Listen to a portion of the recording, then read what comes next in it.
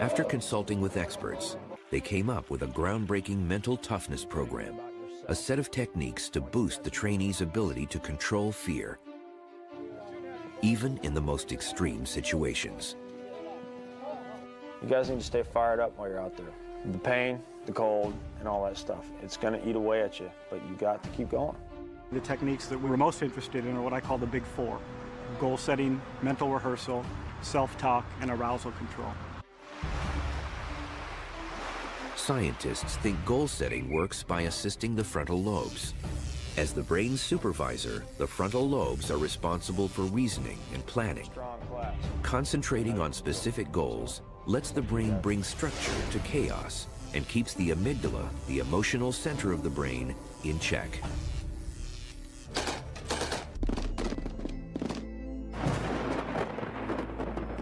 I got up every morning and I said, I'm going to make it to breakfast. And then at breakfast I said, okay, I'm going to make it to lunch. And then I'm going to make it through the run this afternoon. And then, you take it in these little sort of chunks.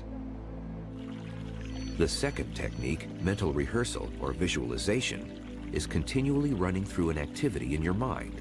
So when you try it for real, it comes more naturally.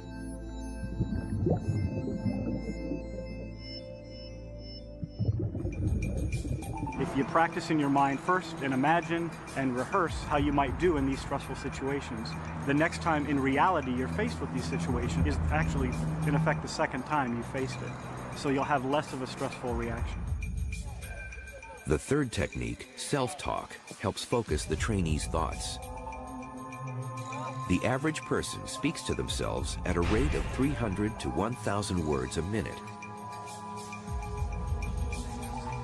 If these words are positive instead of negative, can do instead of can't, they help override the fear signal coming from the amygdala. The frontal lobes are always on, so it's very easy to think about something difficult, something bad, like, I'm going to fail. What am I doing here? I didn't practice enough. What you're trying to do is you're trying to replace those bad thoughts with good thoughts.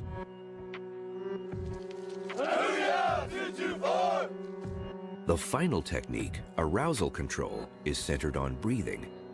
Deliberate, slow breathing helps combat some of the effects of panic. Long exhales, in particular, mimic the body's relaxation process and get more oxygen to the brain so it can perform better.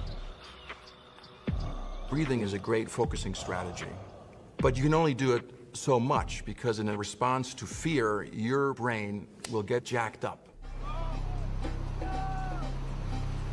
On its own, arousal control wouldn't work. The amygdala sends out such a powerful signal, it's tough to suppress if we're still feeling fearful. But combining the four techniques made a big difference to the trainee SEAL's pass rate, increasing it from 1/4 to 1/3. The idea of pushing boundaries may not be new, but here is positive proof that you can train your brain, and now science knows how.